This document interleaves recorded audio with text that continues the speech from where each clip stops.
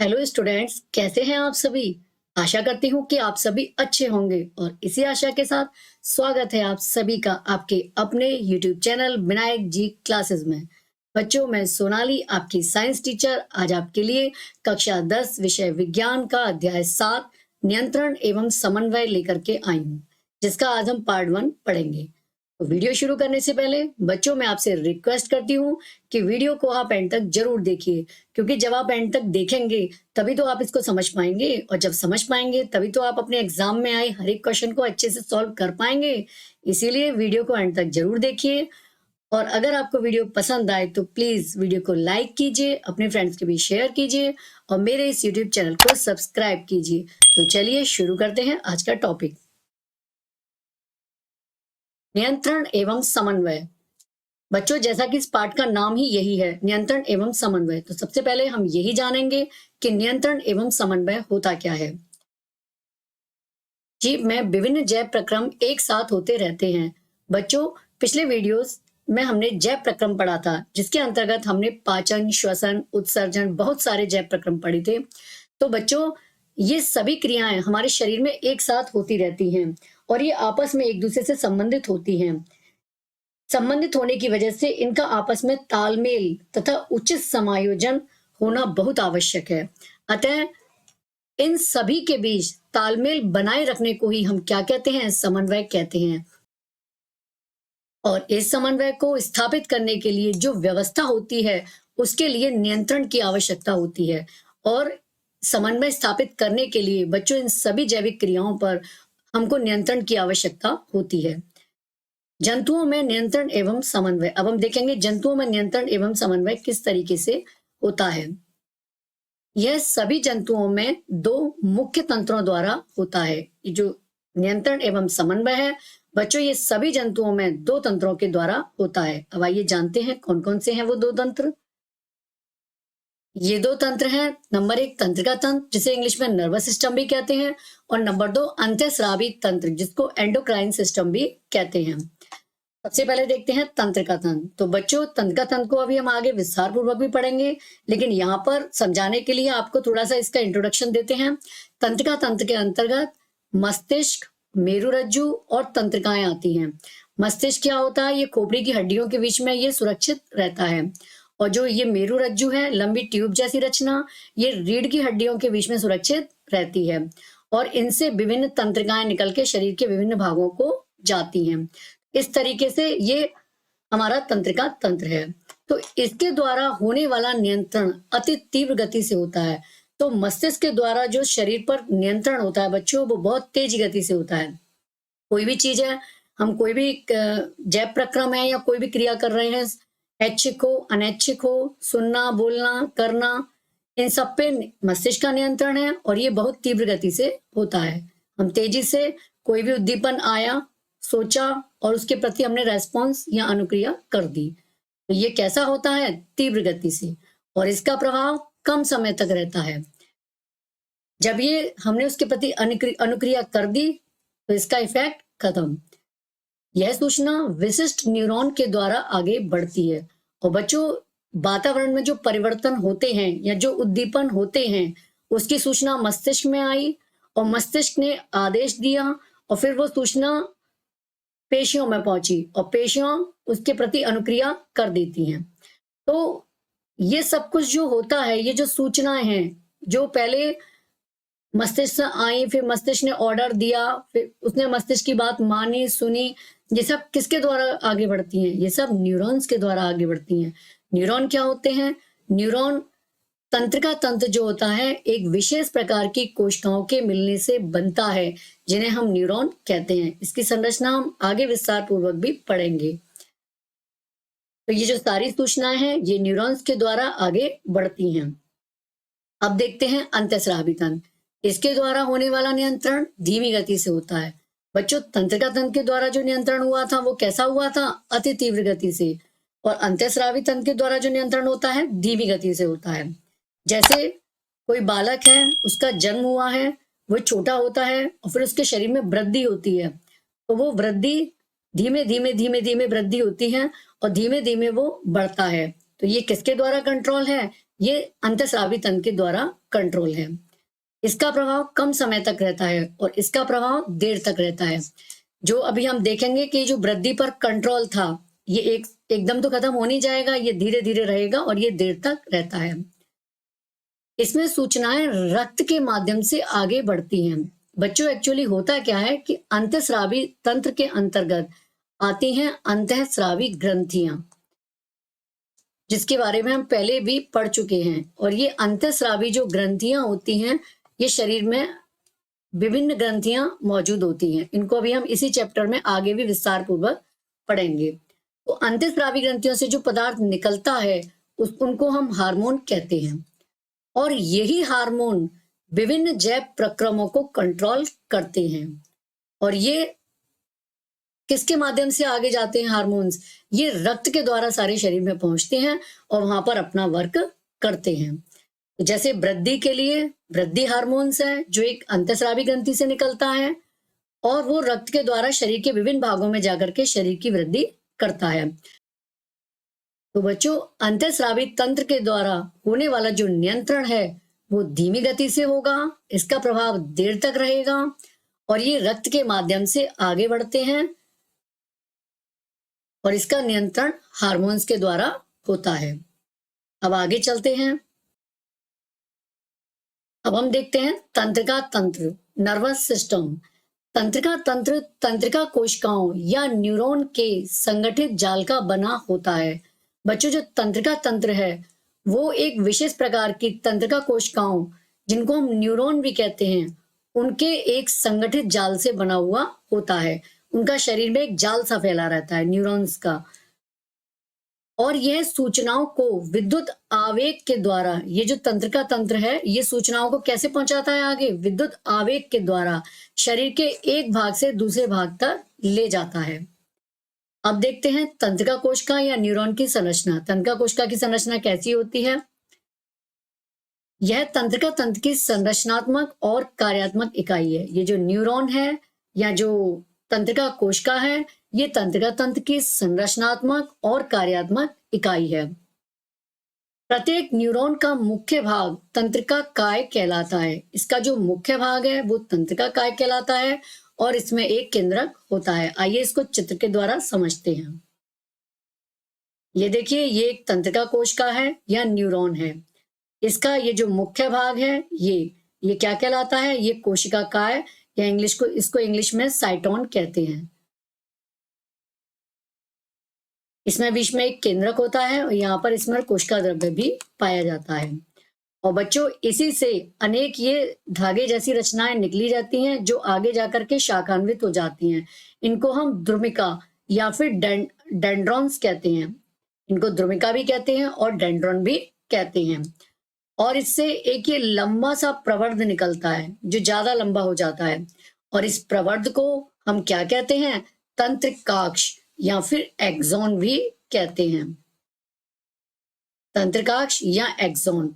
और ये एक्सॉन का जो अंतिम सिरा होता है वो इस तरीके से घुंडी नुमा रचनाओं के मिलने से बनता है, जिनको हम एंड बटन कहते हैं। ये इस तरीके से।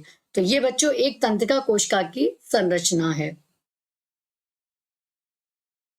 ये देखिए, प्रत्येक न्यूरॉन का मुख्य भाग तंत्रिका काय कहलाता है। इसमें एक केंद्रक होता है, और तंत्रिका काय से अनेक प्रवर्ध निकले रहते हैं जिन्हें द्रुमिका या डेंड्रॉन कहते हैं। तंत्रिका काय का एक प्रवर्ध मोटा लंबा तथा छोर पर शाखान्वित होता है, जिसे तंत्रिकाक्ष या एक्सॉन कहते हैं। ये सारे भाग हमने इसमें ढंग से देखे। अब हम इसमें बच्चों एक्चुअली होता क्या है, ये जो तंत्रिका कोशिकाएं हैं ये आपस में इस तरीके से जुड़ती हैं जैसे एक तंत्रिका कोशिका है। तो इसका जो एक्सॉन का जो अंतिम सिरा है ये जो है, ये किसके साथ जुड़ेंगे? ये दूसरी तंत्रिका कोशिका होगी जो इधर होगी, उसके डेंड्रॉन से जुड़ेंगे, इससे द्रुमिका से। तो एक का एक्सॉन वाला अंतिम भाग और दूसरे का ये डेंड्रॉन, ये आपस में मिलकर के इस तरीके से एक के बाद एक कोशिकाएं मिलती चली जाएंगी। जैसे मान लीजिए ये कोशिका है, ये मान लीजिए ये इसका एक्सॉन है मान लीजिए, और ये एक्सॉन का ये अंतिम सिरा है ये। और दूसरी कोशिका जो जुड़ेगी वो इसके डेंड्रॉन्स के साथ जुड़ेगी।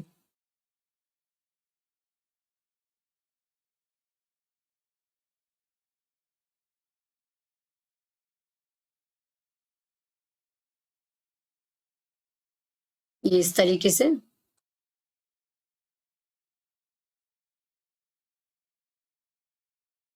और ये इसके भी फिर ये एंड सिरा उसी तरीके से ये हो जाएगा।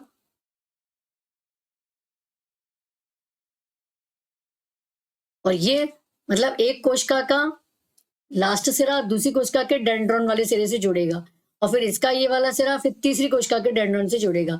इस तरीके से ये जो न्यूरॉन होती हैं ये आपस में मिल करके जुड़ करके एक पूरी नर्व का निर्माण करती हैं। अब बच्चों ये इसमें नर्व में सूचनाएं किस तरीके से आगे बढ़ती हैं उसको जानने से पहले हमको कुछ चीजों का जानना आवश्यक है। तो अब हम जानते हैं ग्राही। ग्राही क्या होते हैं? एक बच्चों इसको एक उसके द्वारा समझते हैं। सपोज करिए आकस्मिक परिस्थिति में गर्म पदार्थ को अगर छू लें तो क्या होगा, वो हमारे लिए खतरनाक हो सकता है। तो हमें इसे पहचानने की तथा इसके अनुरूप अनुक्रिया की आवश्यकता है। हमें कैसे पता चलेगा कि वो चीज गर्म है? और जब पता चलेगा तभी तो हम उसके प्रति अनुक्रिया कर पाएंगे। तो हम कैसे पता लगाएंगे कि हम किसी गर्म वस्तु को छू रहे हैं? तो हमारे पर्यावरण से सभी सूचनाओं का पता जिसके द्वारा लगता है उन्हें ग्राही कहते हैं। ये तंत्रिका कोशिका के विशिष्टीकृत सिरे होते हैं। तो ये ग्राही क्या होते हैं बच्चों? ये जो तंत्रिका कोशिका होती है उसके विशिष्ट सिरे होते हैं जो वातावरण से सूचनाओं को प्राप्त करते हैं। और वातावरण में जो परिवर्तन है या जो वातावरण में जो सूचनाएं हैं उनको ही ये प्राप्त करते हैं। और ये कहाँ स्थित होते हैं? ये हमारी ज्ञानेंद्रियों में स्थित होते हैं। ज्ञानेंद्रियां क्या कौन सी हैं हमारी? कान, आंख, त्वचा, नाक और जीभ, 5 ज्ञानेंद्रियां होती हैं। इनके अंदर ये ग्राही पाए जाते हैं और यही बाहर से सूचनाओं को ग्रहण करते हैं। अब जैसे कि कान है, ये किसे करेगा? सुनने की सूचना को और शरीर का संतुलन। आंख है, इसके अंदर प्रकाश ग्राही होता है और इसी की वजह से हम देख पाते हैं। ये देखने की सूचनाओं को ग्रहण करेगा, देखने संबंधी जानकारी प्राप्त करेगा। त्वचा है, इसमें तापग्राही होते हैं और ये गर्म, ठंडा या स्पर्श, इन तीनों की जो जानकारी होगी वो हमें इन ग्राही के द्वारा पता चलेगा कि कौन सी चीज गर्म है, कौन सी चीज ठंडी है, या फिर स्पर्श का अनुभव हमें किसके द्वारा होगा? तापग्राही के द्वारा। नाक है, इसमें घ्राणग्राही होते हैं जो कि गंध का पता लगाएंगे। गंध की जो जानकारी है, गंध की जो सूचना है वो हमें किससे मिलेगी? घ्राणग्राही से, जो कि नाक में होते हैं। इसी तरीके से जीभ है, जीभ में रस संवेदी ग्राही होते हैं जिससे हमें स्वाद का पता चलता है। स्वाद संबंधी सूचनाएं हैं वो रस संवेदी ग्राही के द्वारा ग्रहण की जाती हैं और उसी के द्वारा हमको ये जानकारी होती है। तो हमने देखा कि जो वातावरण की जो सूचनाएं थी वो सभी सूचनाएं जो हैं वो हमें किसके द्वारा प्राप्त होती हैं? वो हमें सब ग्राही के द्वारा पता लगता है। और ग्राही कहाँ होते हैं? ये हमारी ज्ञानेंद्रियों में स्थित होते हैं। तंत्रिकाओं द्वारा सूचनाओं का संचरण। तो बच्चों अब हम देखेंगे कि तंत्रिकाओं द्वारा किस तरीके से सूचनाओं का संचरण होता है, मतलब सूचनाएं किस तरीके से आगे बढ़ती हैं। तंत्रिकाएं क्या होती हैं ये हमने अभी पीछे बताया था कि जो तंत्रिका कोशिका होती हैं जिन्हें हम न्यूरॉन भी कहते हैं, ये आपस में जुड़ करके तंत्रिकाओं का निर्माण करती हैं। अनेकों तंत्रिका कोशिकाएं आपस में जुड़ जुड़ करके तंत्रिकाओं का निर्माण करती हैं। तो बच्चों ग्राही के द्वारा जो सूचनाएं प्राप्त की जाती हैं वे हमारे मस्तिष्क तक पहुंचती हैं और ये सूचनाएं एक तंत्रिका कोशिका के ध्रुवाकृतिक सिरे के द्वारा उपार्जित की जाती हैं। मतलब ये सूचनाएं किससे प्राप्त की जाती हैं? तंत्रिका कोशिका के ध्रुवाकृतिक सिरे यानी कि जो डेंड्रॉन वाला सिरा था उससे ये प्राप्त की जाती हैं और एक रासायनिक क्रिया द्वारा एक विद्युत आवेग पैदा करती हैं। और ये जो सूचनाएं होती हैं वो एक रासायनिक क्रिया के द्वारा किसमें परिवर्तित की जाती हैं? विद्युत आवेग के रूप में। और फिर ये तंत्रिका कोशिकाओं में या तंत्रिकाओं में आवेग के रूप में आगे बढ़ती हैं। और ये जो आवेग होता है ये द्विमिका से कोशिका काय तक जाता है और फिर तंत्रिकाक्ष के एक्सोन में होता हुआ उसके अंतिम सिरे तक पहुंच जाता है। जैसे देखिए इस तरीके से, ये जो इसका दुमिका वाला सिरा है, डेंड्रॉन वाला सिरा है, यहाँ से वो सूचनाएं प्राप्त की जाती हैं और प्राप्त करने के द्वारा एक रासायनिक क्रिया के द्वारा ये किस में बदली जाती हैं, ये विद्युत आवेग के रूप में बदली जाती हैं। और फिर विद्युत आवेग यहाँ पर आता है कोशिकाकाय में, और कोशिकाकाय से बच्चों ये तंत्रिकाक्ष या एक्सॉन से होता हुआ इसके अंतिम सिरे तक ये पहुंचता है। और उसके बाद ये जो सिनेप्स होता है, सिनेप्स क्या है, दो कोशिकाओं के बीच का स्थान। ये जो दो तंत्रिका कोशिकाएं जुड़ी हैं, ये भी हमने बताया था कि एक तंत्रिका कोशिका का एक्सॉन का अंतिम सिरा और दूसरी तंत्रिका कोशिकाओं का डेंड्रॉन वाले सिरे आपस में जुड़ते हैं। तो बच्चों ये स्थान, दो कोशिकाओं के बीच का स्थान जो है, ये क्या कहलाता है, ये सिनेप्स कहलाता है। तो जो सिनेप्स में ये सूचनाएं आगे बढ़ती हैं, ये विद्युत आवेग के रूप में नहीं बढ़ती, बल्कि ये फिर रासायनिक संकेत के रूप में बदली जाती हैं और ये रासायनिक संकेत के रूप में आगे बढ़ती हैं। मतलब तंत्रिका कोशिकाओं में जो सूचना का संचारण होता है वो विद्युत आवेग के रूप में होता है और सिनेप्स पर ये रासायनिक संकेत के रूप में आगे बढ़ता है। एक्सॉन के अंत में विद्युत आवेग का परिवर्तन रासायनिक संकेत में किया जाता है और जैसे ही एक्सॉन का अंतिम सिरा आता है, वहां पर सिनेप्स में इसमें विद्युत आवेग का परिवर्तन किस रूप में कर दिया जाता है, रासायनिक संकेत के रूप में, ताकि यह आगे संचारित हो सके। ये रासायनिक संकेत रिक्त स्थान, जिसको हम सिनेप्स या सिनेप्टिक दरार कहते हैं, इसको पार करते हैं और अगली तंत्रिका की दुमिका में इसी तरह विद्युत का आवेग प्रारंभ करते हैं। और जैसे ही अगली तंत्रिका कोशिका की दुमिका वाला भाग आता है, डेंड्रॉन्स में ये सूचनाएं प्रवेश करती हैं, तो बच्चों ये फिर से विद्युत आवेग में बदल जाती हैं और विद्युत आवेग के रूप में ये आगे बढ़ती हैं। तो बच्चों इस प्रकार ये सूचनाएं एक जगह से दूसरी जगह संचारित हो जाती हैं। सिनेप्स क्या होता है ये भी हम बता चुके हैं। दो तंत्रिका कोशिकाओं के बीच में एक रिक्त स्थान पाया जाता है, इसे हम सिनेप्स कहते हैं। अब जानते हैं प्रतिवर्ती क्रिया क्या होती है, जिसे हम इंग्लिश में रिफ्लेक्स एक्शन कहते हैं। तो बच्चों इसको हम पहले एक उदाहरण के द्वारा आपको समझाते हैं। मान लीजिए आपका हाथ एक किसी गर्म वस्तु से टच हो जाए, तो क्या होता है, आप उसको झटके से हटा देंगे। जब तक आप समझ भी नहीं पाएंगे, जब तक आपका हाथ अचानक खुद से हट जाएगा। इसी तरीके से आप रास्ते में जा रहे हैं और कोई कांटा वगैरह चुभ गया, तो आपको कुछ समझ में भी नहीं आएगा, उससे पहले आपका पैर झटके से हट जाता है। तो ये सब क्या है बच्चों, ये सभी प्रतिवर्ती क्रियाएं हैं। किसी उद्दीपन के प्रति मस्तिष्क के हस्तक्षेप के बिना अचानक जो अनुक्रिया होती है उसे हम प्रतिवर्ती क्रिया कहते हैं। तो बच्चों उद्दीपन क्या होते हैं, उद्दीपन होते हैं पर्यावरण में हो रहे परिवर्तन जिसके अनुरूप कोई सजीव अनुक्रिया करता है, वो उद्दीपन कहलाते हैं। पर्यावरण में कोई भी वो जो परिवर्तन हो रहा है जिसके प्रति कोई भी सजीव अनुक्रिया करता है, वो क्या कहलाते हैं, उद्दीपन कहलाते हैं। उदाहरण है ऊष्मा, ध्वनि, सुगंध आदि। तो जब किसी उद्दीपन के प्रति मस्तिष्क के हस्तक्षेप के बिना, मतलब उसमें मस्तिष्क का कोई हस्तक्षेप ना हो, अचानक अनुक्रिया हो जाती है, अचानक से रेस्पॉन्स हो जाता है, तो ये क्या कहलाती है, ये प्रतिवर्ती क्रिया कहलाती है। तो इसमें हमारा हाथ गर्म चीज से छूलने के बाद जो झटके से हटा, इसमें उद्दीपन क्या था, गर्म वस्तु जिससे हमारा हाथ छुला, और वो ऊष्मा क्या थी, उद्दीपन, और उसके प्रति मस्तिष्क का इसमें कोई हस्तक्षेप नहीं हुआ, बल्कि अचानक अनुक्रिया हो गई, झटके से हमारा हाथ हट गया। ये सब जो हुआ, ये जो सब जो क्रिया हुई, ये क्या कहलाएगी, ये प्रतिवर्ती क्रिया कहलाएगी।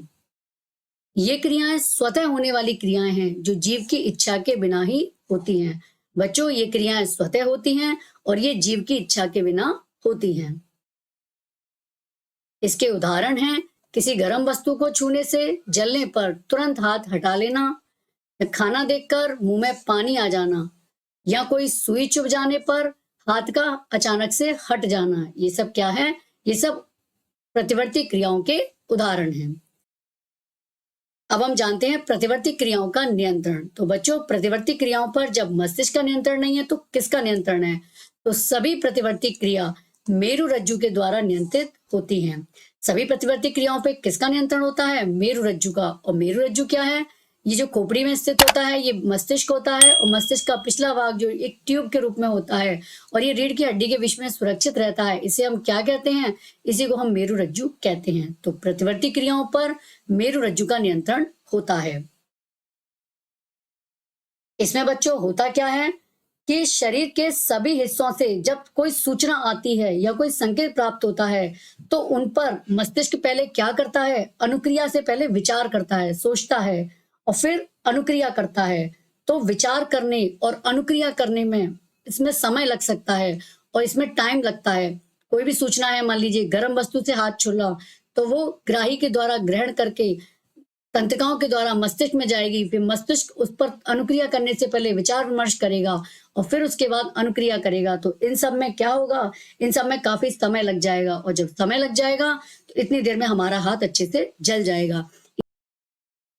इसीलिए क्योंकि मस्तिष्क पर इसका जो नियंत्रण है वो धीमा है, तो इसीलिए इस पर मस्तिष्क का नियंत्रण नहीं होता, बल्कि इस पर मेरुरज्जु का नियंत्रण होता है। और ये जो मेरुरज्जु इस पर किस तरीके से कार्य करता है? ये मेरुरज्जु इस पर एक प्रतिवर्ती चाप के रूप में कार्य करता है।